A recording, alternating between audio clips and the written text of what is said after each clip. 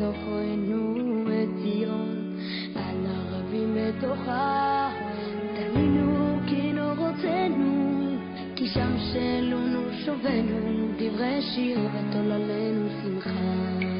שירו לנו משיר ציון, איך נשיר את שיר השם, על אדמת נחר, עם אש דרך ירושלים,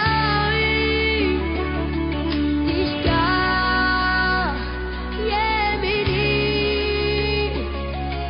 תדבק לצוני לחיכי, אם לא אזכרכי, אם לא אעלה את ירושלים בראש שמחה.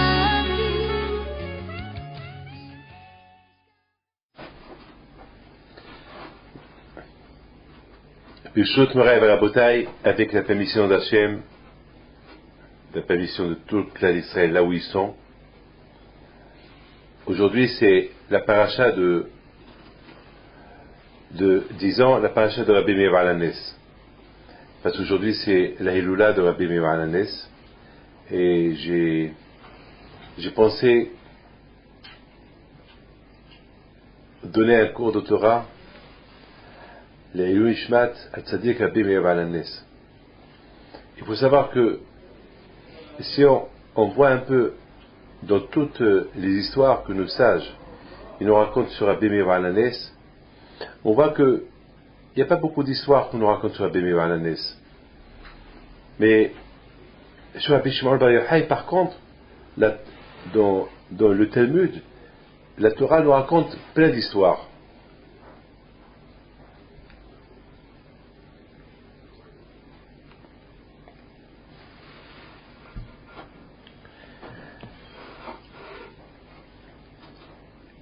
Ce que nous allons, avec votre permission, avec la permission de tous ceux qui nous entendent, ce que nous allons essayer de comprendre est quelle est la raison que Rabbi Meir Baal HaNes alav shalom,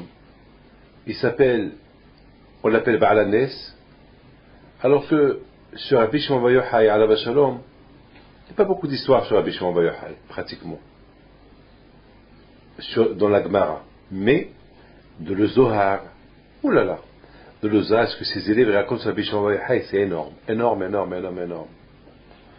Mais bien sûr, dans la Gemara aussi, on nous raconte plus ou moins, un peu, mais pas beaucoup. Et alors, sur Rabbi Meir Baal HaNes, vraiment, on ne nous raconte rien du tout, sauf une. Alors, ce qu'on va essayer de comprendre, pourquoi ces deux tzadikim, Rabbi Meir Baal HaNes et Rabbi Shimon Bar Yochai, ils sont presque, on fait leur hiloula presque ensemble, et l'un, on l'appelle Rabbi Shimon Bar Yochai, qui est le faiseur de miracles. D'ailleurs, je vais raconter une histoire qui m'est arrivée avec lui. Et l'autre, alors que sur lui, il y a beaucoup de le Zohar, on parle beaucoup sur lui à tel point que il y a une phrase qu'on dit que la création du monde, Hachem, lorsqu'il a vu l'âme de Rabbi Shimon Bar Yochai, il a décidé de créer le monde. Mais lorsqu'on parle de Rabbi Meir Baal HaNes, on l'appelle Baal HaNes. Et pourquoi on l'appelle Baal HaNes? Parce qu'il était faiseur de miracles. Alors, je répète encore, dans la Gemara, on nous raconte uniquement une seule histoire sur lui. Je répète ça 2 fois ou 3 fois pour qu'on comprenne bien de quoi on parle. Vous savez très bien que chaque matin, on se lève, on fait la même prière. Chaque fois qu'on mange, on fait la même prière. Est-ce qu'on ne peut pas faire une prière une fois par jour ou une fois toutes les semaines? Et il faut chaque fois qu'on mange, il faut faire la prière. Est-ce qu'on ne peut pas faire une seule bracha pour tout le mois, par exemple, les prières qu'on fait le matin? Est-ce qu'on ne peut pas les faire une fois comme Kippour et un Kippour par an? Est-ce qu'on ne peut pas faire une bracha pour acquitter toutes les brachot? On mange par exemple le pain le matin et on acquitte pour toute la journée. Non, tu manges le pain le matin, tu fais Birkat Hamazon, bien sûr tu te laves les mains, après encore l'après-midi tu te laves les mains, tu fais Motzi, Birkat Hamazon, le soir tu te laves les mains, tu fais Motzi. Pourquoi pas une bracha pour tout et c'est tout? Par exemple, lorsque le matin on se lève, on fait la bracha pour la Torah. Baruch atah Hashem Elokeinu melech haolam, asher kiddushenu b'tzedakenu al divrei Torah. Et cette bracha là est acquitte pour toute la journée. Alors de même, Pourquoi on ne fait pas une seule bracha pour l'évangile? Enfin, toutes les brachot qu'on fait, des répétitions, chaque fois que tu bois de l'eau, il faut faire chacun et Dvaro, tu fais une seule bracha et tu t'acquittes pour toutes les brachot. Non. Chaque fois, il faut que tu fais la bracha. Pourquoi? Et lorsqu'il s'agit du Divrei Torah, tu fais une seule. Le matin, tu te lèves, tu fais la bracha à Divrei Torah, et, par exemple, lorsque le matin, tu te lèves, tu fais la bracha de Malvish Aromim, sur les vêtements que tu portes. Même si tu dors 10 fois dans la journée, et même si tu te déshabilles 10 fois dans la journée, tu ne fais pas chaque fois la bracha. Merci Hachem que tu m'as donné la force de m'habiller. Non, tu fais une seule le matin. Pourquoi? Pourquoi on ne fait pas la bracha chaque fois qu'on se déshabille, on se rhabille? Ben, il faut savoir une chose. Lorsque on parle des tzadikim, c'est pour ça que je répète, et je répète, et je répète. Lorsqu'on parle des tzadikim, de quoi apprendre des tzadikim, c'est tellement beau que le Satan, le Tzahara, il a peur vraiment que tu apprennes des tzadikim. Parce que lorsque je vois les photos de tzadikim, ça me donne beaucoup à réfléchir. J'apprends de beaucoup de choses. Et le Satan, le Tzahara, il a très peur qu'on apprend des tzadikim et on soit un jour un tzadik. Alors qu'est-ce qu'il fait le Satan, le Tzahara? Il veut mélanger un peu, par exemple, lorsqu'on va à une Seouda. Et de cette Seouda, on parle des tzadikim. A priori, cette Seouda, vous allez à la Reba, vous allez à la Hilula de Miron, à la Bishon Vayochai, vous allez à Isaouira, à la Hilula de la Behin Pinto. Bien sûr, là-bas, qu'est-ce qu'on entend? On entend des histoires que les gens racontent sur la Behin Pinto, les histoires que les gens racontent sur la Bishon Vayochai, les histoires qu'ils racontent sur les pierres de la synagogue de la Reba, et les gens y racontent. Donc on est impressionné avec toutes ces histoires qu'on entend des tzadikim. Et on est tellement impressionné, et on est tellement, ça pénètre, l'histoire elle pénètre, parce qu'avec l'émouna que nous avons déjà, on a l'émouna, on a la foi, avec cette émouna que nous avons, ça pénètre tellement dans le cœur, que on a envie d'imiter cette tzadikim, on a envie par exemple de se rapprocher d'Hachem, etc., etc. Et le Satan, il a peur de ça. Le Tzahara, il a peur de ça. Alors, c'est là où le Satan, le Tzahara, il essaie par tous les moyens de refroidir l'occasion.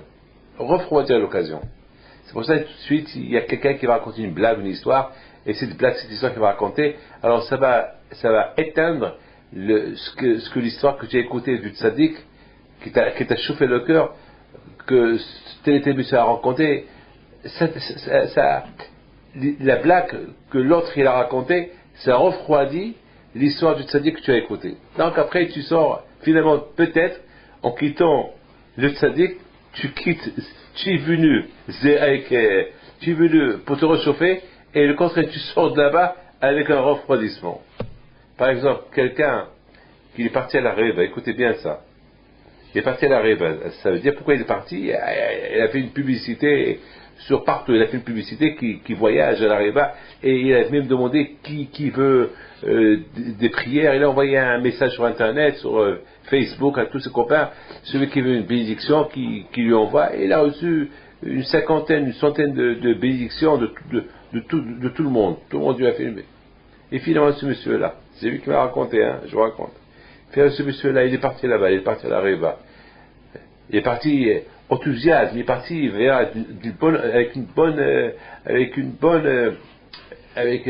bien sûr, avec une envie de se renforcer dans la émona, etc., etc. Et c'est pas un monsieur qui est riche, donc il a ramassé de l'argent pour aller passer quelques jours là-bas. Et, en revenant, il a rencontré quelqu'un dans l'avion, et malheureusement, ce quelqu'un qu'il a rencontré dans l'avion, elle a dérouté de la Torah. Alors c'est quoi? Alors, le pauvre est venu chez moi parce qu'il a fait un cauchemar, il a fait un mauvais rêve, il est arrivé que ses dos y tombaient. Donc 2-3 fois il est arrivé que ses dos y tombaient. Alors il a eu peur, quelqu'un lui a dit, tu sais, c'est pas bien de rêver les dos qui tombent. Donc il est venu chez moi et il m'a tout raconté. Alors je lui dis, c'est justement, C'est ça la force du Satan, du Tzara. La force du mauvais penchant, c'est lorsqu'il voit quelqu'un qui se réchauffe, quelqu'un qui vraiment il veut se rapprocher davantage de la Kadosh Baruch Hu, parce qu'on se rapproche de la Kadosh Baruch Hu uniquement à travers deux choses, à travers la Torah et à travers les tzadikim. On voit comment les tzadikim y vivent, on apprend d'eux. Et lorsqu'on apprend d'eux, on se chauffe, on se réchauffe. Et c'est là qu'on s'approche davantage de la Kadosh Baruch Hu. Et le Satan, il ne veut pas ça. Lorsque le Satan, il voit un beau garçon qui va chaque dimanche ou chaque lundi, mardi, mercredi, jeudi à un cours de Torah, ça l'ennuie, ça l'embête, parce qu'il sait qu'il va perdre un client. Le Sarah, il va perdre un client, il va perdre quelqu'un qui va plus revenir le voir. Il va plus aller à gauche et à droite. Le but du Satan, c'est d'éloigner la personne de Hakadosh Baruch Hu. Vraiment l'éloigner complètement. Et il arrive. Alors le Satan, il a ses méthodes aussi. Comme il sait que nous, moi en tant que rabbin, j'ai mes méthodes comment ramener quelqu'un vers la Torah. Mais le Satan, lui, ça aussi, il a ses méthodes comment le détacher de moi pour le ramener vers lui, vers vivre une vie comme il veut. Pas une vie de Torah, une vie comme il veut. Comme quelqu'un m'a dit cette semaine, et c'est pas la première fois que j'entends ça, il me dit, Rabbi David, mais pourquoi on ne laisse pas mener notre vie tranquillement? Voilà, à l'instant que je vous parle, je reçois un coup de téléphone de quelque part, une femme qui m'appelle, parce que le mari commence à faire Torah et Mitzvot. Et vous savez qu'est-ce que chaque fois elle m'appelle, elle me dit, mon mari, il a un problème psychologique. Il a besoin d'un médecin, je vous en prie, Rabbi David, aidez-moi, aidez-le pour qu'il va voir le médecin. Et chaque fois, et moi je connais son mari, c'est un homme très intelligent. Son mari, vraiment, il n'a pas de problème, il est vraiment très intelligent, c'est un monsieur qui réussit dans la vie. En plus, il a acheté une maison, il a acheté une voiture, elle a ses vacances, elle a tout, elle lui manque rien du tout. Alors je lui dis, madame, mais ton mari, je le connais, chaque fois que je le vois, il est normal, il n'a pas de problème. Il me dit, mais oui, mais chaque matin c'était pour aller à la synagogue. Mais chaque soir, il rentre, il a un cours d'Afayoumi avec un rabbin sur Internet, et il discute avec les Torah. Je lui dis, mais t'es folle, mais c'est toi qui as besoin d'un psychologue, je lui dis. Mais c'est toi qui as besoin d'un psychiatre, je lui dis. Parce qu'il se lève le matin pour aller à la prière, il a besoin d'un psychologue. Parce que le soir, il étudie un peu la Torah, il a besoin d'un psychologue. Et qu'est-ce que tu veux? Tu veux qu'il te trompe? Tu veux que le soir, il va au casino jouer? Hein? Ou bien il va te tromper avec une autre femme et le matin, il ne se réveille pas, il ne va pas au travail. Voilà, et je vous donne un part d'honneur. Une fois, j'ai eu la même histoire avec une femme qui m'a parlé de cette manière-là, et j'ai parlé, malheureusement, je l'ai écouté, c'est pour ça, aujourd'hui, j'écoute plus. Je fais attention à qui j'écoute. Et j'ai parlé un peu avec son mari, et il y a une autre histoire. Je ne parle pas de cette histoire-là, une autre, il y a quelques temps, et le mari, et le monsieur m'a dit, bon, Rabbi, si vous voulez, que je vous écoute, je vous donne un parole d'honneur, il va plus au cours de Torah, il va plus à la synagogue. Aujourd'hui, chaque nuit, il est dans les cabarets, il joue les cartes. Là, maintenant, sa femme, je vous parle ça il y a quelques années, sa femme, elle est venue chez moi, Rabbi David, regarde, mon mari, il vient un peu à la maison, il rentre, je dis, madame, c'est toi qui as voulu. Lorsque il était dans le chemin de la Torah, tu as dit pourquoi. Maintenant qu'il est plus dans le chemin de la Torah, tu dis pourquoi. Donc c'est ta faute. Vous voyez, le Satan, il est très fort. Le Satan, il est très très fort. C'est la raison pourquoi on doit répéter et répéter et répéter la chose. Et c'est la raison que lorsque on va pèleriner le tzaddik, on va à la Reba, on va à Miron, bien sûr, on va entendre des bonnes choses sur le tzaddikim. Il faut faire attention, si quelqu'un il vient, il refroidit la situation, il faut s'éloigner, il faut s'écarter, parce que tout le pèlerinage, tout le but du pèlerinage, pour te réchauffer dans les monas de Hakadosh Baruch Hu, tu risques de tout perdre dans un avion, tu risques de tout perdre même au tzaddik, même à la Reva, même à la Behipido, même à Miron. Là-bas, tu peux perdre l'essentiel. Je me rappelle il y a quelques années, un vendredi comme aujourd'hui, je crois même, mais ouais, comme aujourd'hui, j'étais à Casablanca dans un enterrement d'un de mes amis, à la Shalom, il s'appelle Yahya Cohen, à la Shalom. C'est un ami de mon père, un monsieur qui qui avait une grande émona dans les tzadikim, un juif qui vraiment, il avait une synagogue et tout. Et j'étais à son enterrement, c'était un vendredi. Et derrière moi, alors, j'ai fait un hesped. Avant qu'il en prie à l'enterrement, j'ai parlé sur lui, j'ai parlé un peu pour éveiller un peu les gens. Et lorsqu'on est parti pour enterrer le mort, M. Yacoun Alav Shalom, il y avait derrière moi deux jeunes hommes qui discutaient, qui parlaient. Ils parlaient de ce qu'ils allaient faire samedi soir. Ils parlaient d'une soirée qu'ils avaient samedi soir, une surprise partie quelque part. Et eux, ils ont cru que j'étais rabbin d'Israël. Eux, ils ont cru que je parlais pas le français. Ils ont cru que je parlais que l'hébreu, parce qu'ils n'ont jamais vu peut-être un juif, un rabbin avec une barbe blanche au Maroc. Ils ont cru que j'étais... Et je me suis tourné vers eux, je leur ai dit, vous avez choisi de parler de ça que maintenant, derrière un enterrement, derrière un mort, vous parlez de ça. Vous n'avez pas honte. Mais par rapport, vous êtes venus ici au cimetière. Ah, pardon, je ne savais pas que vous compreniez ce qu'on dit. Mais je lui dis, mais ici je ne comprenais pas. Mais il y a un Dieu qui comprend, il y a un Dieu qui vous écoute. Mais lorsqu'on vient au cimetière, c'est le meilleur endroit où on peut se rapprocher de la Kadosh Baruch Hu, oui ou pas? C'est le meilleur endroit. C'est le meilleur endroit où on peut. C'est au cimetière qu'on réfléchit. Aïe, aïe, aïe. Ah, c'est ça la fin. Et c'est là que vous pensez qu'il n'y a pas de fin. Vous pensez à demain soir. Qui vous dit qu'il y a demain soir pour vous? Et qui vous dit que ce soir vous allez rester vivant? Qui vous dit? Vous parlez déjà de demain soir ici au cimetière. Dans le cimetière, il n'y a pas de zman. Lorsqu'on est dans un cimetière, il n'y a pas de temps. Parce que au cimetière, il n'y a pas de temps. N'importe quel moment, l'homme il peut partir. Ce matin, on m'a appelé d'Ashdod, un garçon que j'étais voir en Israël, le pauvre, un garçon de 10 ans, le pauvre, il avait la grave maladie. On m'a annoncé qu'il est mort ce matin. Le pauvre. On m'a annoncé on m'a appelé du cimetière. J'ai parlé avec son père du cimetière. Il se trouvait au cimetière avant qu'il l'ait enterré, le pauvre. Un tzaddik, un garçon de 10 ans. Il n'a pas voulu, il savait qu'il allait mourir. Il a dit à son père, je ne veux pas qu'il lui donne la morphine. Il n'a pas voulu. Il n'a pas accepté. Il a dit, de toute façon, il a dit à son papa, de toute façon, il va partir, alors c'est pas la peine la morphine. Il lui a dit, mais tu souffres. Le médecin lui a dit, tu souffres. Il dit, si c'est Hachem qui a voulu, c'est pas peine que je cache ma souffrance. Le pauvre, donc la semaine dernière, j'ai parlé avec lui la semaine dernière. J'ai même parlé avec son père la semaine dernière. Je lui ai dit, même qu'il ne veut pas la morphine, donne-lui la morphine. Parce que s'il doit partir, il ne faut pas qu'il en souffre plus. Même Hachem, il ne veut pas. Ça suffit ce qu'il souffre. Mais déjà, le fait de savoir qu'il va partir, qu'il a que 10 ans, il souffre déjà. C'est pas la peine de lui ajouter. Moi, je te donne le héter, je donne la permission. Donne-lui la morphine. Il faut pas. Bon, mais alors il m'a dit, ce père, mais les médecins lui ont dit que la morphine, ça active sa mort. Je lui ai dit, écoute-moi, de toute façon, ce qui est fait est fait.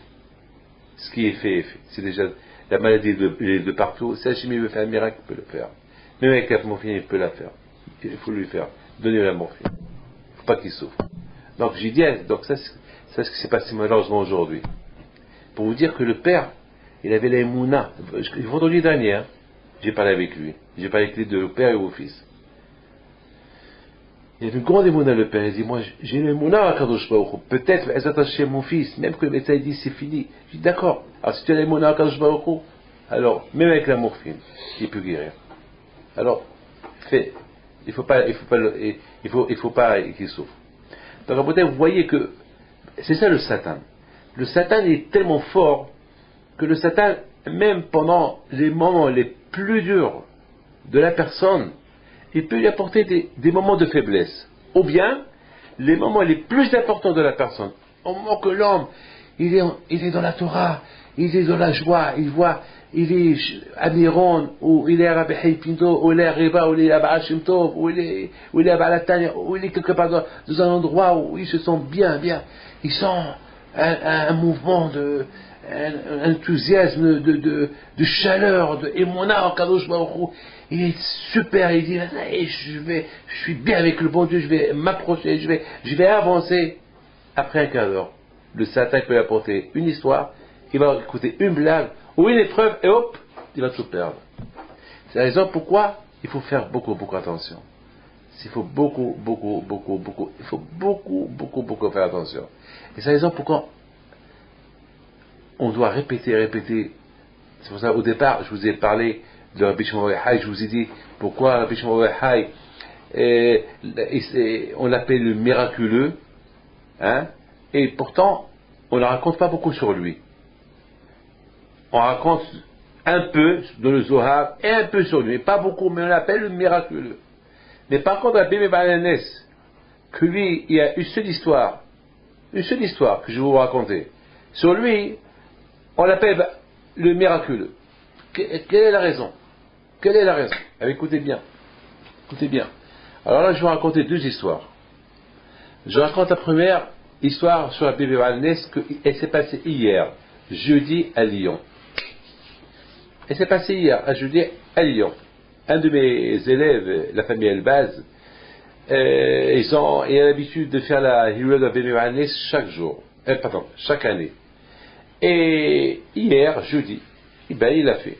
Après la Hiloula, un des frères Elbaz, il a décidé parce qu'ils sont tunisiens, il a décidé d'aller à la maison chercher Adam le Hout avec un peu de bourra pour marquer la Séouda.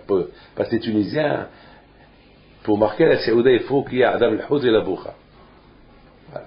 Comme chez nous, les Marocains, il faut qu'il y ait le Hout le Wad. Le Hout le Wad, c'est-à-dire le poisson de la rivière. Au Maroc, celui qui n'apporte pas le Hout le Wad, le poisson de la rivière, le Shabbat, c'est pas un juif. Et c'était tout le monde, jusqu'à que nos frères marocains, ils savent que les juifs, Hout le Wad, le Shabbat, il est autre juif parce qu'ils savent que Hout le Wad, c'est de l'État, les juifs marocains n'ont pas Hout le Wad, c'est pas Shabbat. Donc, hier soir, il y avait le rabbin Amos, un des rabbins Manu à la Yeshiva, qui dit à Rabbi Elbaz, il lui dit, bon, tu sais quoi, ce soir c'est la Hiloula, on a fait la Hiloula de Rabbi Meir Baal HaNes, c'est la Torah. Pourquoi on l'appelle Meir? Meir, c'est la lumière. Alors c'est la lumière, c'est la Torah. Alors bien, on va s'asseoir, on va étudier un peu la Torah. Il a pris un groupe avec lui. Alors il dit, tu sais quoi, je suis fatigué, j'ai passé une journée. Je lui dis, écoute, aujourd'hui c'est la Hiloula d'un tzaddik. Alors pourquoi on a fait la Hiloula? On a fait la pour manger, et on prend, est-ce qu'Rabbi Meir Baal HaNes a besoin d'Adam le Hout et la Boukha? Il n'a pas besoin de tout ça. Rabbi Meir Baal HaNes a besoin qu'on apprend de lui. Ça, c'est ce qu'il veut, Rabbi Meir Baal HaNes. C'est pas avec la Hiloula et avec manger, boire après. Lorsqu'on boit, on mange et on boit, après on dit n'importe quoi. Une Hiloula, c'est dire manger légèrement, boire légèrement, et après, on raconte des histoires de tzadikim. C'est ça la Hiloula. C'est quoi un Hiloula? C'est quoi le mot Hiloula? Le mot Hiloula, c'est dire mariage. C'est que lorsqu'on fait la Hiloula d'un tzadik, on se marie avec le tzaddik. C'est quoi un mariage? Un mariage, c'est il y a un homme, une femme, deux êtres humains complètement différents. Un homme avec une barbe, une femme sans barbe. Une femme avec une perruque, ses cheveux, rien. L'homme, il est poilu, on voit, il a la forme d'un homme, et la femme, c'est une femme qui a la forme d'une femme. Comment ces deux êtres humains, ils peuvent coopérer ensemble, ils peuvent, comme, par exemple, moi je suis d'origine du Maroc, ma femme elle est d'origine d'Algérie, et chacun avec ses coutumes. Et moi j'ai des choses que je mange pas Pessah, que moi j'ai pas le droit de manger à Pessah, elle les mange, et elle et moi, comment on va coopérer? Elle est d'une famille qui ont des coutumes à eux, moi je suis d'une famille des tzadikim qui ont des coutumes à nous. Nous on est trop mahmirim, on fait beaucoup plus attention sur certaines choses. Eux, ils font attention sur certaines choses non. Nous aussi, sur certaines choses oui, et sur certaines choses non. Donc, comment on peut... Et surtout, c'est deux êtres différents, c'est impossible. Et pourtant, on se marie. Et pourtant, après, on habite ensemble. Alors, et c'est ça le mariage. C'est-à-dire qu'un mariage, c'est qui veut dire prendre deux personnes différentes et les mettre ensemble. Et et après ils vont faire des enfants, ils vont habiter bien. Le mariage, il rend le couple uni. C'est l'union. Et c'est ça la Iloula. La Iloula, c'est un mariage. C'est-à-dire que ce tzaddik qu'il est déjà mort, il est mort. Et qu'est-ce qu'on dit? Non, il n'est pas mort, il est vivant. Et on boit à sa santé, on dirait qu'il est vivant. Et on boit à sa santé, on parle de lui, on dirait qu'il est là. Je me rappelle une fois au Maroc, il y avait un non-juif qui est venu à la Iloula de l'Angleterre, ou je ne sais pas d'où il est venu, de l'Angleterre, c'est un Anglais. Il est venu, c'était un touriste à Essaouira. Il vient, il voit qu'on boit, on dit Hawa Jaïdaouila, on saute, et lui, il est resté en train de voir. Pendant 1 heure, il était comme un fou. Il n'a jamais vu ça de sa vie. Puis après, il demande à quelqu'un, il lui dit, qu'est-ce qui se passe? Ce quelqu'un, il a peu vu. Il lui dit, ben, c'est la Iloula. La Iloula, on se réjouit pour Rabbi Pinto. Il lui dit, mais, où est Rabbi Pinto? Rabbi Pinto, il est là-bas. Il pointe sur moi. Alors, il vient chez moi, il me dit, et je comprends pas, c'est quoi ce soir? C'est quoi maintenant? Je lui dis, oh, si c'est la Iloula de Rabbi Pinto. Il me dit, c'est votre Iloula? Je dis, ah, Shalom, c'est pas ma Iloula, moi je suis pas, c'est pas ma Iloula, c'est la Iloula de mon père. Mais il m'a dit, mais c'est la Iloula, il a pointé sur toi. J'ai dit, non, tu as mal compris, on fait la Iloula de mon grand-père, qu'il est mort. Il est mort, et vous faites une fête pour un mort, et vous faites tout ça pour un mort, mais je croyais que vous faites ça pour un mariage, une fête, une bar mitzvah, ou une mariage. Je cherche la mariée, elle est où la mariée? Parce que je lui ai expliqué la Iloula, c'est un mariage. Où est la mariée? Mariée, c'est le tzaddik. Il n'a rien compris. Et à un moment donné, je lui ai expliqué. Je lui ai expliqué c'est quoi la Iloula. La Iloula, c'est on considère le tzaddik qu'il est mort comme un vivant et que nous, on s'attache à lui. C'est quoi un mariage? Un homme qui s'attache à sa femme, la femme qui s'attache au mari. Il devient une seule personne.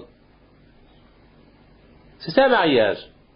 2 êtres humains différents, un homme qui a un corps d'homme, une femme qui a un corps d'une femme, et les deux, on va les mettre ensemble, et quand je trouve, on va les mettre ensemble, et ils vont faire des enfants, ils vont s'adorer, ils vont être le couple le plus beau couple du monde, et je comprends. Et le mariage, il les rend unis. Alors, de même, nous, lorsqu'on fait la Iloula d'un tzaddik, ça s'appelle un mariage, ça s'appelle que nous et le tzaddik, on devient une seule, on refait vivre le tzaddik. Et on s'attache à lui. C'est ça le mariage. Parce que, comment voulez-vous que... Moi, je m'appelle David Pinto. Je fais la Iloula d'un Bishop Vahai. Un Bishop Vahai, c'est un feu. Comment, moi et Rabbi Shimon on va se mettre ensemble? C'est impossible. Lui, c'est Rabbi Shimon Vahai. Lui, il a mené une vie de tzaddik. Moi, je suis David Pinto, même si j'ai eu une bonne éducation juive, tout ce que vous voulez, mais je ne peux jamais arriver à être comme Rabbi Shimon Vahai. Mais, malgré tout, même si on n'est pas Rabbi David Pinto, même si on n'est que David, lorsqu'on fait la Iloula d'un tzaddik, et on apprend de lui, ça s'appelle mariage. Même si c'est pas possible. Même si c'est pas possible d'être comme lui, c'est pas grave.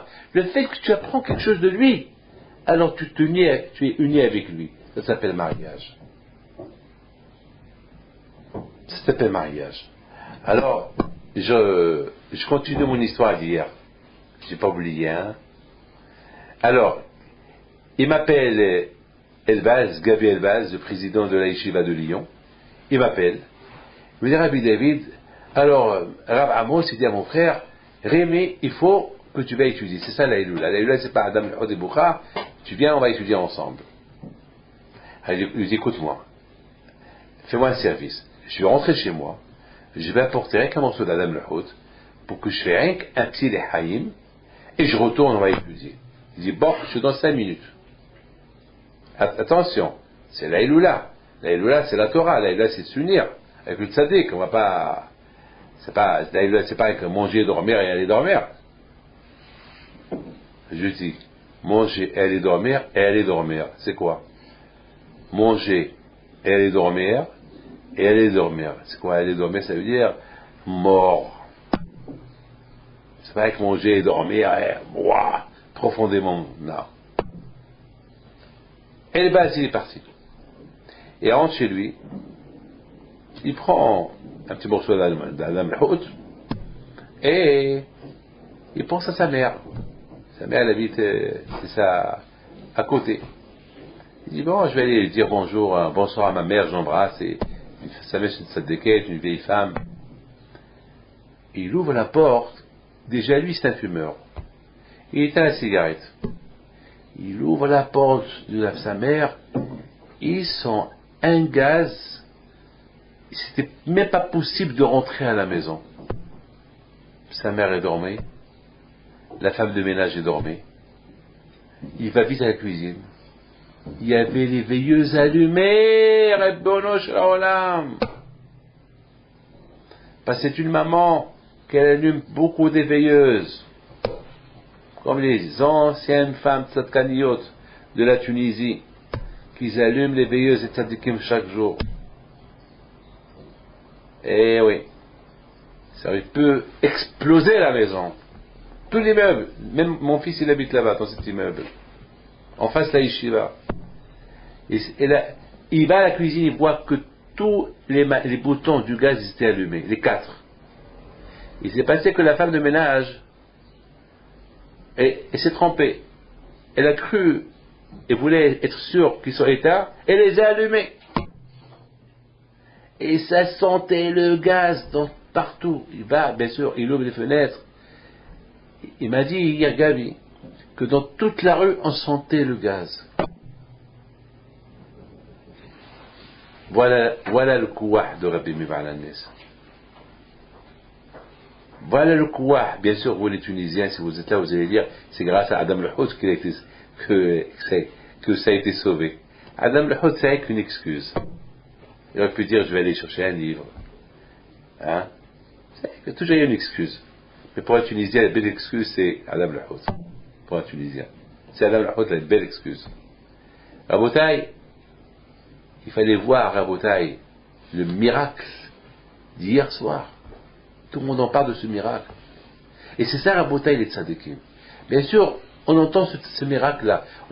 La famille Elba, ils ont fait la Iloula de Rabbi Meir Baal HaNes. Et Rabbi Meir Baal HaNes, il dit, vous avez fait la Iloula, merci. Je suis en train de vous faire déjà HaNes. Voilà HaNes. Les miracles des tzadikim, c'est pas dans leur vivant. C'est ce que je vais vous dire.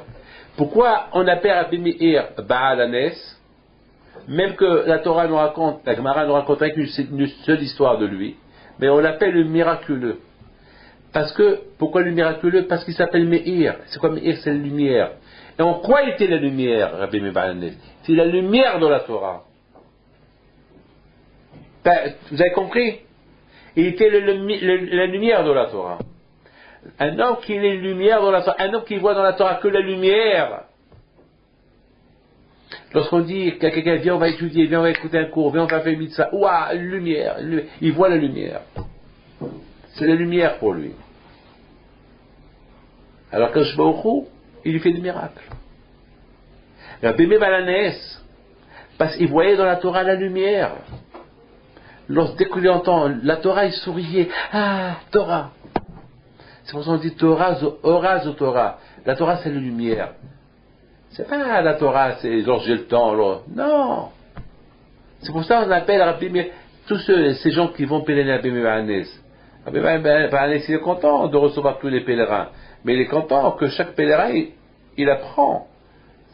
C'est quoi la notion du miracle, Nes? Ça veut dire, le Nes, il vient lorsqu'on est attaché à la Torah. En plus, le plus grand miracle, c'est d'étudier la Torah. Le plus grand miracle, c'est celui qui voit la lumière, la lumière qu'elle sort de la Torah. Ça, c'est le miracle. Moi, j'habite à Paris.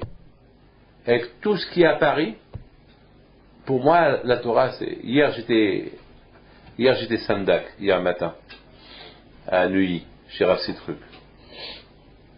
Et j'étais Sandak chez la famille Bitito.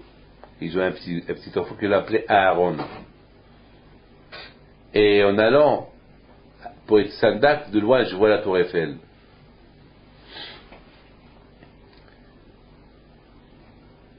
Et bien sûr, la Tour Eiffel à cette période, parce que c'est ce que je vais la semaine dernière aussi j'ai été le Alechem à un enterrement de M. Torjman, Alav Shalom, Yahish Torjman, le père de Armand Torjman de Saint-Mandé. Et là-bas aussi, on était obligé de passer à la Tour Eiffel, il y avait un monde fou. Et j'étais en train de penser, tout ce monde qui sont là en train de prendre des photos d'un monde fou, sous la Tour Eiffel. Et je voyais les ascenseurs qui montent, qui descendent, qui montent, qui descendent. Et je vois l'ascenseur, et je vois je vois la Tour Eiffel. Et je vois tout ce monde-là qui est là autour. C'est des curieux, des touristes, qui viennent voir. Bon. Ils ont pris des photos, ils se sont photographiés à côté, et ils vont partir. Ce qui est impressionnant est,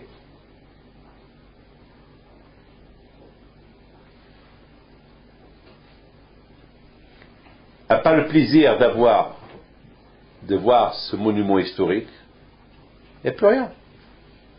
C'est tout, il n'y a plus rien. Ceux qui habitent en face de la Tour Eiffel, est-ce que chaque jour ils vont prendre des photos de la Tour Eiffel? Non. Ou réfléchissez un peu. Ceux qui habitent en face de la Tour Eiffel, est-ce que chaque jour ils prennent les photos de la Tour Eiffel? Non. Pourquoi? Ils ont même marre de la voir. Mais qui vient voir la Tour Eiffel, il prend des photos, il se fait photographier à côté de la Tour Eiffel? Ceux qui habitent pas, les touristes. Mais celui qui est parisien, vous qui habitez à Paris, vous allez chaque jour à la Tour Eiffel? Vous allez chaque jour à l'Arc de Triomphe? Non. Pourquoi vous habitez à Paris? Et même si vous passez à côté de la Tour Eiffel, ça va vous faire ni chaud ni froid. La plupart du temps, si vous habitez en face, bien sûr, mais s'ils ont des invités qui vont venir manger chez eux, la première chose qu'ils vont leur dire, on habite en face à la Tour Eiffel. Ils vont ouvrir les fenêtres. Waouh! Alors l'invité va faire waouh, mais le propriétaire, ils vont voir la Tour Eiffel. Alors on va leur dire, mais vous faites pas waouh comme nous? Ils vont dire, non, nous on habite là. On habite là, on la voit chaque jour. Vous avez compris?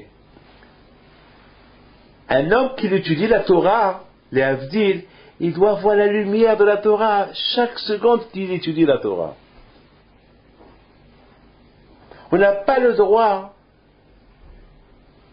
de s'habituer, de dire non, la Torah, cette mitzvah, je la connais, je l'ai fait. Non. Il faut se considérer comme des touristes.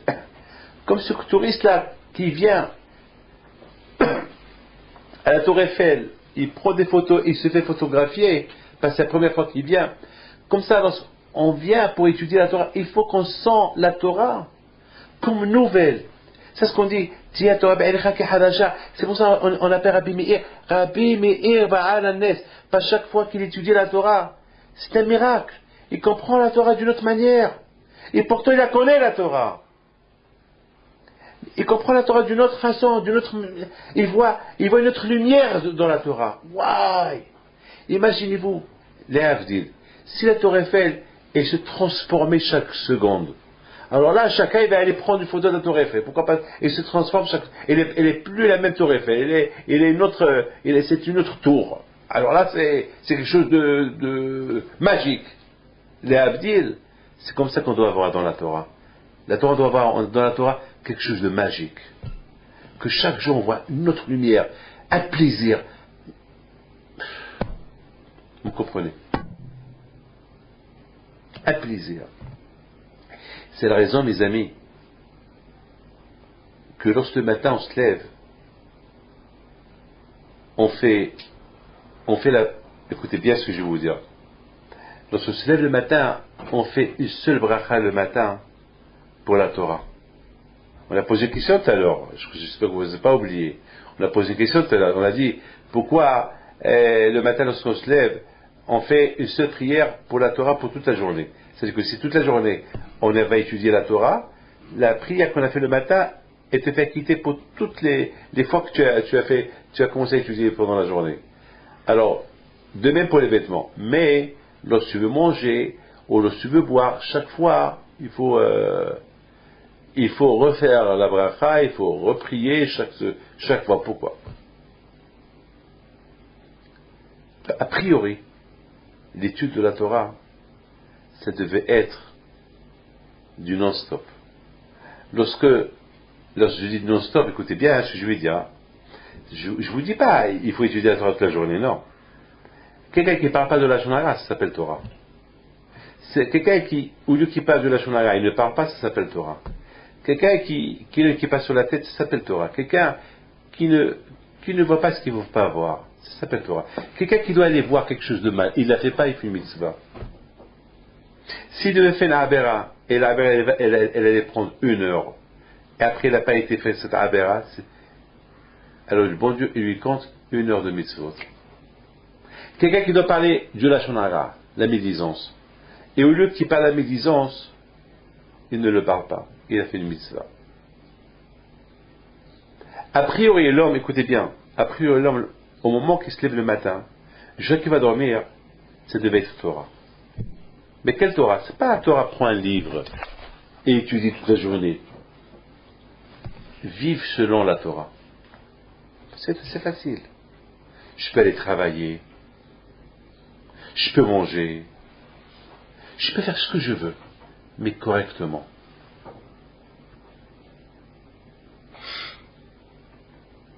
Correctement.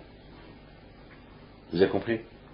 Par exemple, quelqu'un qui se lève le matin,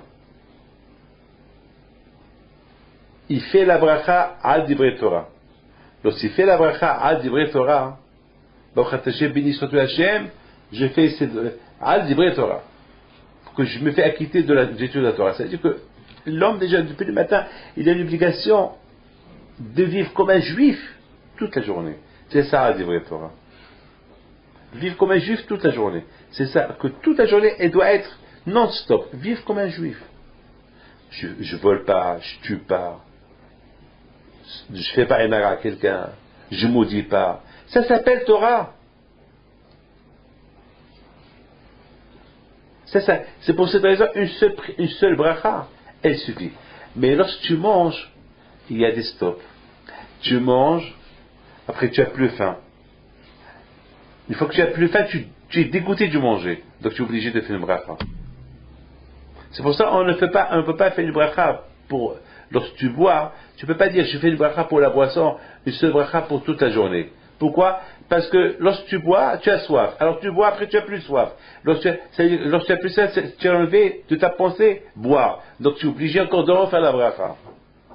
Et aussi lorsque tu manges. Lorsque tu manges, tu as faim, tu manges. Et après tu as plus faim. Donc tu es dégoûté de manger. Alors tu fais le bracha pour dire merci à ce que j'ai mangé. Après tu as faim, tu refais la bracha parce qu'il y a un stop. Mais lorsqu'il s'agit de ta journée juive, tu n'as pas le droit de s'arrêter une seconde.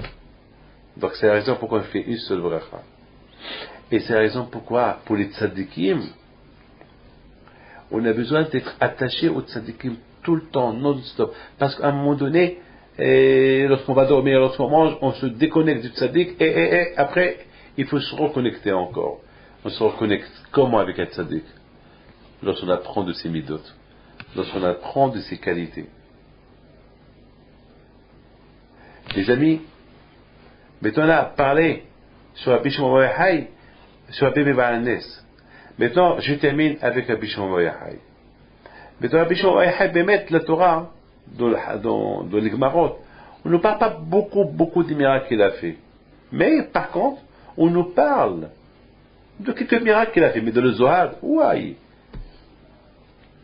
on nous parle des merveilles qu'il a fait Rabbi Shimon bar Yochai. Des merveilles. Il faut savoir une chose. Il y a beaucoup de tzadikim. On ne les appelle pas les miraculés. On ne les appelle pas les miraculés. Comme plein de tzadikim. On ne les appelle pas les miraculés. Mais toute une vie à eux, c'est des miracles. Toute une vie à eux, c'est des miracles. Il y a 2 sortes de miracles. Il y a un miracle qui vient par rapport un tzaddik, comment il sert le bon Dieu, Akadosh Baruch Hu, il écoute sa prière et le miracle qui se fait. Il y a d'autres tzaddikim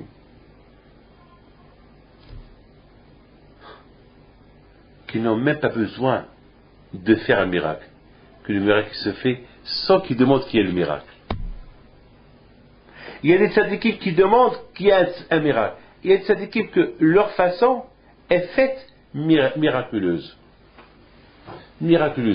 comme Rabbi Shimon Bar Yochai. Il ne pouvait pas comprendre quelqu'un qui travaille. Pour Rabbi Shimon Bar Yochai, il faut étudier la Torah. Il a fallu du temps pour qu'il comprenne qu'un homme, il faut qu'il travaille. Il faut qu'il travaille, élabore la terre. Mais à un moment donné, il n'a pas compris comment un homme peut travailler. Il a fallu qu'il y ait un avis, il lui enseigne, non. Et la vie, elle est comme ça qu'il faut travailler. Il faut élaborer la terre. Les malachim, les anges, ils ne peuvent pas t'apporter à manger. C'est extraordinaire. On a deux catégories de tzadikim. Il y a un que sa vie, comme Rabbi Shimon Bar Yochai, il vivait comme un ange, comme un malach, que, a priori, c'est normal que tu ne travailles pas, que les anges t'apportent à manger. C'est normal que ce que tu dis, il sort. Ce que tu dis, il arrive. Il n'avait même pas besoin de prier à Hachem qu'il y ait un miracle. C'est folie. Tout est normal.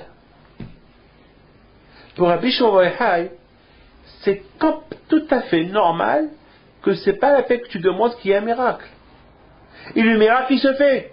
C'est pour ça qu'on n'appelle pas Rabbi Shimon Bar Yochai le miraculeux. Vous avez compris? Parce que pour lui, what's the problem? Quel est le problème? C'est tout à fait normal. Tu vas. C'est-à-dire que le mot miracle, il n'existe pas. C'est-à-dire, tu veux la pluie? Pourquoi il n'y a pas la pluie? Il y a la pluie. Qu'est-ce qui se passe là? C'est normal. Pour Rabbi Shimon Bar Yochai, c'est tout à fait normal que l'homme, ce qu'il demande, comme un bébé, il demande à manger, il commence à pleurer, la mère, elle lui donne à manger. Non, mais ce qu'il dit le bébé, on le fait. C'est tout à fait. Rabbi Meir Nes, non. Rabbi Meir Nes à la Vachon, pourquoi on l'appelle Baal Nes? C'est parce que lui, il demandait le miracle. Il demandait le miracle. Je vous raconte une chose. Il y avait une fois, les Romains, ils étaient à sa poursuite. Et Rabbi Meir Nes, il voyait qu'il n'était pas loin des Romains. Qu'est-ce qu'il fait? Rentrer dans un magasin où ils vendent du cochon. Et qu'est-ce qu'il fait? Il enlève, il enlève sa djellaba, il l'a jeté dans un endroit, et il fait comme ça. Il parle au monsieur. Combien ça coûte ce cochon-là? Et le monsieur lui dit, ça coûte tant. Et c'est bon? Oui, c'est bon. Je peux goûter? Goûter, il fait comme ça. C'est pas qu'il a goûté, il a fait comme ça, il a touché avec ce doigt, mais il a goûté avec l'autre doigt. Ça veut dire qu'il n'a pas goûté. Mais les Romains, ils ont cru qu'il a goûté le cochon. Les Romains, ils ont dit, mais c'est Rabbi Meir celui-là. L'autre soldat, il dit à l'autre, mais non, le Rabbi Meir c'est un rabbin. Regarde qu'est-ce qu'il fait, il goûte le cochon. Et le cochon, c'est interdit. C'est la grippe. C'est la grippe porcine. Hein? Ça veut dire que Rabbi Meir il n'a pas demandé un miracle. Il aurait pu disparaître. Si c'était Rabbi Shimon Bar Yochai, après les 13 ans qu'il est resté dans la grotte, il est devenu un ange. Pour lui, il n'y a pas de raison qu'il y ait un miracle. Tout doit être normal. Ça veut dire que c'est pas normal que tu travailles. C'est pas normal que tu travailles pour avoir ta panassa. Toi, reste à la yeshiva, tu étudies la Torah, la panassa elle tombe du ciel. C'est dur, hein. C'est ça la Bible. C'était ça la Rabbi Shimon Bar Yochai. C'était ça la Rabbi Shimon Bar Yochai. C'est pour ça que Rabbi Shimon Bar Yochai, il a dépassé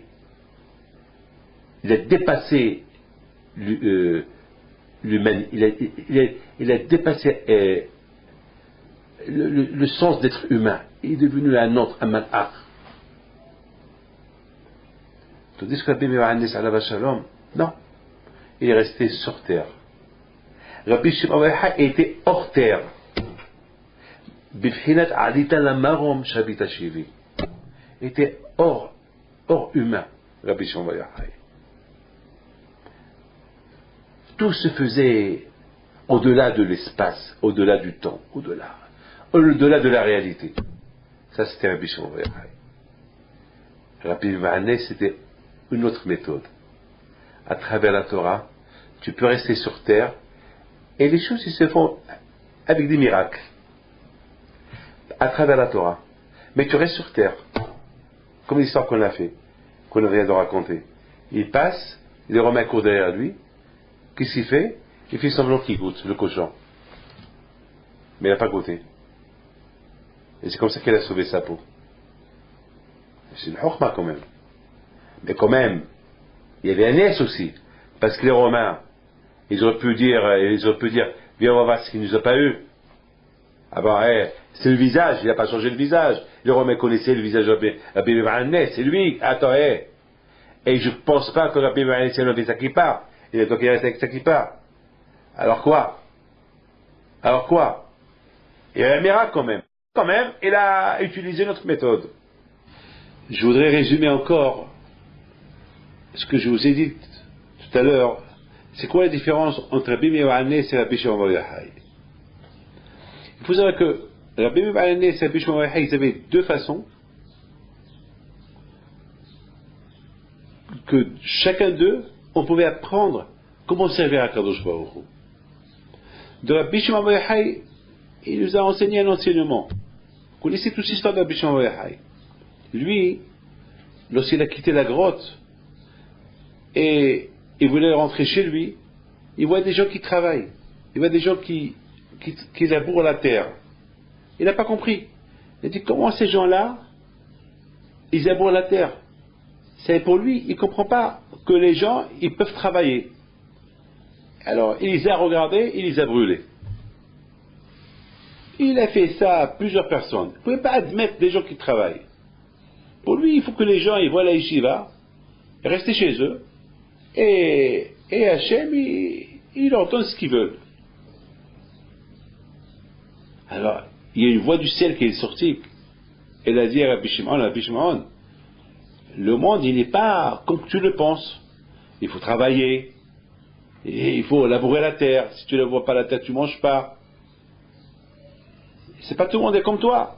Bon, toi, tu as atteint un niveau spirituel très élevé, mais c'est pas tout le monde qui peut être comme toi. Peut-être tu peux avoir des gens comme toi, mais pas tout le monde. Quand on parle de Rabbi Pinto, Baal Shem Tov, Rabbi Haïm Lobet, il y a beaucoup de tzadikim. En Algérie, en Tunisie, au Maroc, et tzadikim, aïe aïe aïe. Il y a beaucoup de tzadikim qu'on ne peut même pas imaginer la grandeur qu'ils avaient, ces tzadikim-là. Vous savez que mon grand-père, lorsqu'il avait besoin d'argent, il allait pèleriner son grand-père à Essaouira, et dès qu'il sortait, il savait qui devait l'aider. Il allait prier, et ça y est. Mon père, la vache, je vous donne pardonner à mon père, tout ce qu'il veut, il a eu. Et il prie à Kadosh Baruch Hu. Donc, c'est pas tout le monde est comme Rabbi Shimon. C'est pas tout le monde qui peut faire comme Rabbi Shimon bar Yochai. C'est pas, nous tous, on est obligés de travailler. Peut-être, vous savez que Adam Arishon, avant qu'il a fauté, le monde il devait être de cette manière. Le monde devait être que toi, tu repose-toi, dors, mange, et du ciel on te prépare tout ce que tu veux. Comme les gens qui étaient, les Juifs qui sont sortis d'Égypte, pendant 40 ans dans le désert, ils mangeaient la manne, ils avaient ni commerce ni rien. Donc, pour Rabbi Shimon bar Yochai, assis-toi, étudie la Torah, fais Torah et Mitzvot, et du ciel, on t'apporte ce que tu veux. Demande, on te donne. Mais c'est pas tout le monde. C'est pas tout le monde. C'est pas tout le monde. C'est pas tout le monde qui est comme Rabbi Shimon bar Yochai. C'est pas tout le monde. Donc finalement, Akadosh Baruch Hu, il a dit à Rabbi Shimon bar Yochai, retourne à la grotte, et reste là-bas encore un an, comme ça tu apprends comment vivre, comment vivre dans un monde qu'il est ce monde-là. Que ce monde-là, il faut travailler, il faut vivre, il n'y a pas de malachim qui te font ton travail. Donc Rabbi Shimon il est retourné dans la grotte, il est resté là-bas 1 an. Et après un an, il est sorti, et il a admis, il a accepté que le monde, il est comme ça. Le monde, il est de cette manière-là, qu'on ne peut rien faire. Qu'il faut travailler, il faut manger, il faut dormir. C'est pas tout le monde est comme lui. Voilà. De Rabbi Meir à la Nes, il a un autre chemin. C'est-à-dire que Rabbi Shimon, c'était le chemin le plus dur, être un malach. Ça veut dire qu'il faut servir le bon Dieu, et du ciel, on te donne tout ce que tu veux. C'est pas tout le monde, c'est dur. Hein. Mais Rabbi Meir à la Nes, il dit non. Il a donné une... D'ailleurs, même Rabbi Meir à la Nes, il dit, tu peux apprendre à ton fils à travailler, travaille. C'est pas la peine de chercher des miracles. Toi, étudie la Torah, et le zéro de la Torah va te protéger. Regardez, Rabbi Meir à la Nes, il aurait pu faire un miracle. Lorsque les Romains, ils l'ont reconnu, ils ont voulu le tuer, qu'est-ce qu'il fait? Il va dans un souk, au marché, il se met debout devant le magasin du cochon, et il fait semblant qu'il goûte. Mais il n'a pas goûté. Il a plongé son doigt dans la sauce du cochon, mais il a goûté l'autre doigt. Aujourd'hui, on parle de la grippe porcine. Alors, bien sûr que Rabbi Meir à la Nes alav shalom, il a dû bien laver ses mains après de cette sauce. Mais pour vous dire que il a fait semblant, il aurait pu faire un miracle. Rabbi Meir à la Nes, miraculeux, il aurait pu faire un miracle, disparaître, s'envoler des mains des Romains, non. Il a fait semblant qu'il mange le cochon. Et les Romains, ils ont dit non, c'est pas possible, c'est pas Rabbi Meir. De là, on voit que il a utilisé le théba. C'est quoi le théba? La nature. Si on peut utiliser, c'est pas le fait de déranger le bon Dieu avec des miracles. C'est vrai. C'est vrai, c'est pas le choix, il y a un miracle qui se fait. Mais si tu peux utiliser la nature, utilise la nature, c'est pas la peine de chercher les miracles. Étudie comme tu peux, repose-toi, va travailler. Et si tu peux ne pas travailler, on peut t'aider à payer tes études de Torah, pourquoi pas? Pourquoi pas? Donc la façon de Rabbi Meir, c'est une façon un peu cool. Pas comme celle de Rabbi Shimon qui demande à chacun de nous d'être comme un malach, d'être comme lui. C'est dur, hein? C'est dur. C'est une façon très très dure. À cette époque, beaucoup ils ont voulu faire comme lui, ils n'ont pas réussi à la fin. Très dur. C'est la raison à la bouteille pourquoi il y a ces deux hiloulotes de Rabbi Meir à la Nes et Rabbi Shimon bar Yochai. Pour nous apprendre que nous avons deux choix. Ou on suit le choix de Rabbi Shimon bar Yochai. Ça, c'est donné coup de tzadikim, vraiment les grands tzadikim. C'est pas donné à tout le monde. Ou bien le choix de Rabbi Meir. C'est-à-dire que tu peux étudier, travailler, sortir et utiliser ton cerveau. C'est pas fait que du ciel, on te fait des miracles non-stop. C'est pas la peine. Si on peut éviter les miracles, tu les évites. C'est plus simple. Sinon, de toute façon, on a vu qu'Rabbi Meir à la Nes, l'Ossi n'avait pas le choix, il a utilisé les miracles. C'est pour ça que ça s'appelle Baal HaNes. C'est-à-dire qu'il pouvait faire les miracles, mais il les a mis de côté. Il a préféré ne pas trop déranger le bon Dieu. Il y avait, d'ailleurs, la Gemara raconte une histoire qu'une fois la belle-sœur de Rabbi Meir à la Nes était kidnappée dans une maison de prostituées. Et Broria, sa femme, de Rabbi Meir, lui dit, libère ma sœur. Vous savez que nos sages disent que lorsqu'elle était kidnappée, lorsqu'elle venait chez elle les clients, elle faisait semblant qu'elle était indisposée, qu'elle était nida. Donc personne ne voulait la toucher. Elle disait chaque fois qu'elle était nida. Et Rabbi Meir à la Nes alav shalom, lorsqu'il a voulu la libérer, il s'est déguisé, il est parti dans la maison des prostituées. Il a demandé au gardien, voilà, je donne temps, libère cette femme. Il lui a dit, écoute-moi, je suis très touché par l'offre, mais j'ai peur. Si je la libère, on me tue. Parce que je suis responsable. Il a dit, n'aie pas peur. Fais semblant, dis-leur qu'elle s'est sauvée. Elle a dit, elle ne peut pas se sauver parce que dans la cour, il y avait 4 gros chiens. Et celui qui sort à cette cour, les chiens, ils le tuent. Elle dit, écoute-moi. Voilà, moi, je vais sortir, lâche-les sur moi, et tu verras ce que je vais faire. Et si tu fais pareil que moi, tu vas être sauvé. Elle dit, alors quoi? Elle dit, alors, je vais sortir, tu les lâches. Et Rabbi Meir, il sort, et le gardien, il lâche les 4 chiens. Sur Rabbi Meir, ils ont commencé à courir, ils ont sauté sur Rabbi Meir pour le dévorer, et Rabbi Meir a dit, Elaha de Meir Anene. Dieu de Meir, répands-moi, protège-moi. Et les chiens, ils sont restés, ils se sont assis, ils n'ont pas touché Rabbi Meir. Alors le gardien dit, mais ça c'est une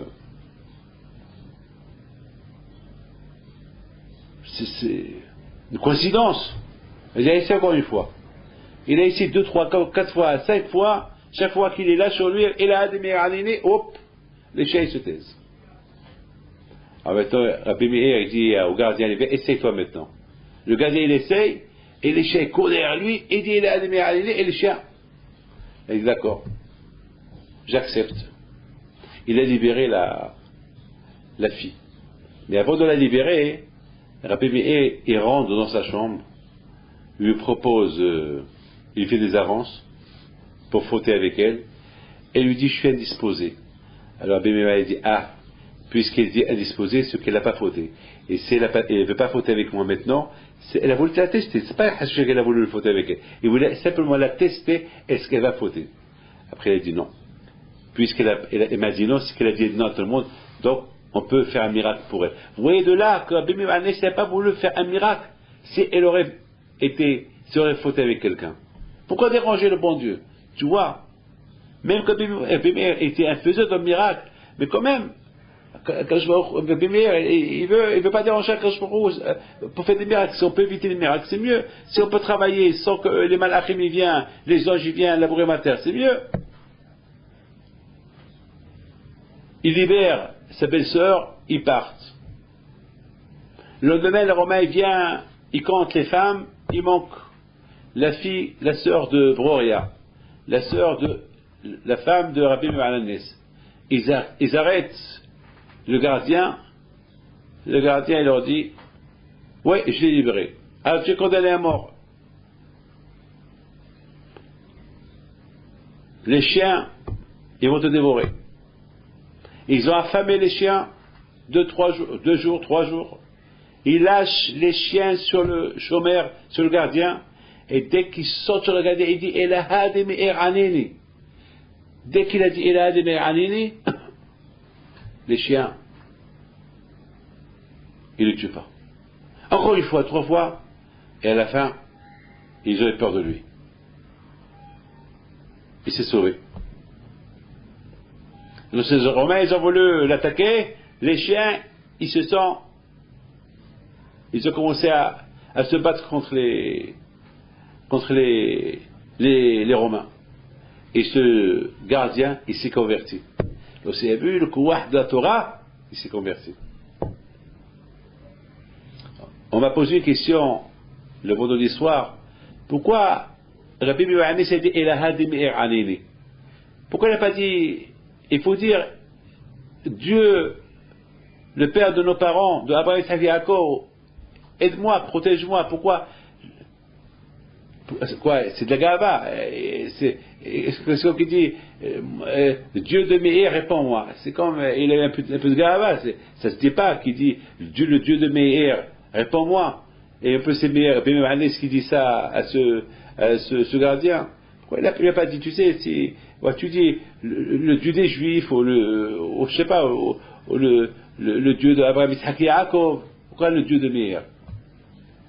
Et j'ai répondu à mes enfants, c'est pas Chas Shalom que Rabbi Meir Anis il a eu la gava, l'orgueil, en disant à ce gardien, tu dis, avec dit Dieu de Meir, réponds-moi, il va te répondre. Non, c'est-à-dire, pourquoi il s'appelle Rabbi Meir? Meir, comme je vous ai dit, parce que chez Meir, il est Hakami Balacha. Parce que lui, il étudiait la Torah. Et la Torah, ça s'appelle Ora, la lumière. Et c'est quoi Meir? Meir, c'est la lumière. C'est ce que Rabbi Meir Anis a dit. Avec tu dis, le Dieu de celui qui voyait dans la Torah la lumière. Ceux qui voyaient dans la Torah la lumière. Ah, c'est pas tout le monde qui voit la lumière dans la Torah. Hein. Est-ce que tout le monde y voit dans la Torah la lumière? Non. Il faut arriver à voir dans la Torah la lumière. Vous voyez le tzaddik, vous voyez la lumière du tzaddik. Ben, comme ça, il faut voir dans la Torah. La Torah, c'est le mitzvah, c'est la Torah. Le mitzvah, c'est la lumière. Waouh. C'est pareil couscous. Mitzvah, tu te lèves le matin, tu vas prier, c'est la lumière, c'est la lumière. C'est comme ça qu'il faut voir. Voilà, on a vu les deux chemins. Comment servir Hachem. Le chemin le plus dur, c'est celui de Rabbi Shimon Bar-Yochai, et le chemin qui n'est pas très dur, mais il est moins dur que celui de Rabbi Shimon Bar-Yochai, celui de Rabbi Meir Anis. C'est pour ça les deux, la Elola, eux, c'est presque, c'est côte à côte. Pour nous dire, voilà, avant Matan Torah, parce qu'apraprès la Elola de Rabbi Shimon Bar-Yochai, si on se prépare, après quelques jours, c'est Matan Torah. Pour nous rappeler, après, pour Matan Torah, il faut se préparer quel moyen on veut servir à Kadosh Baruch Hu. Le moyen le plus dur, le moyen qui est un peu dur, mais pas aussi dur que celui de Rabbi Shimon Bar Yochai. Mais au moins, il faut qu'on trouve un moyen comment servir à Kadosh Baruch Hu. C'est pas qu'on reste sans. Il faut un des deux, ou celui-là ou celui-là. Il faut qu'on trouve un moyen. Abotai, c'est ça les deux tzadikim. Aujourd'hui, mes amis, je termine avec une prière spéciale. Que Akadosh Baruch Hu, il vous protège, que Akadosh Baruch Hu, il vous donne Bracha Batzlacha. C'est ce cours spécial que j'ai fait, c'est pour le zéro de Rabbi Meir Anis, Rabbi Shimon Bar Yochai, que le mérite soit avec vous, Keneratson, et que Akadosh vous protège, vous donne la Parnassa, Bracha Batzlacha, et qu'il faut pas oublier, prier fort pour que cette épidémie, cette grippe porcine, si Dieu veut qu'elle s'arrête, qu'elle soit pas, qu'elle va pas faire trop de dégâts. Il faut se renforcer dans la Torah, dans la Kedusha, dans la Teshuvah, Keneratson, et se renforcer dans l'étude de la Torah, et Bisrot Rabbi Piduz soit avec vous, Amen, Keneratson.